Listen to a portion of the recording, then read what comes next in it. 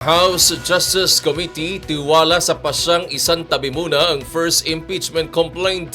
Umaabante sa balita si Abante reporter Mavic Trinidad.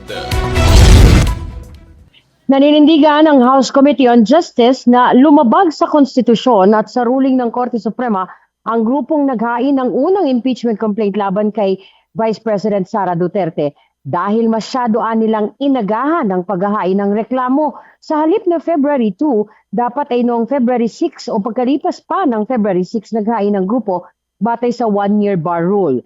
Hindi naman daw nagsisisi ang complainant na sina Lisa Masa, Franz Castro at iba pa sa paghahain nila ng reklamo pero naniniwala silang wala silang nilabag.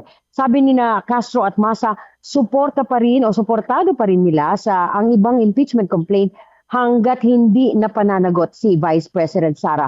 Para naman sa mga nag-endorso ng impeachment, dismayado ang Makabayan Bloc sa kinahinatnan ng kanilang reklamo. Sabi ni ACT Teachers Party List Representative Antonio Tino, malinaw na hindi ginamit ng Kamara ang kanilang kapangyarihang magpasya ng eksklusibo sa proseso. Naniniwala si Tino na naniguro lang ang komite na hindi mako-question muli ng Korte Suprema ang kanilang proseso. Bukas muling ipagpapatuloy ng Justice Committee ang pagdinig para tukuyin naman ang sufficient in form and sufficient in substance rather ng natitirang dalawang impeachment complaint. Ako si Mavic Trinidad, Abante.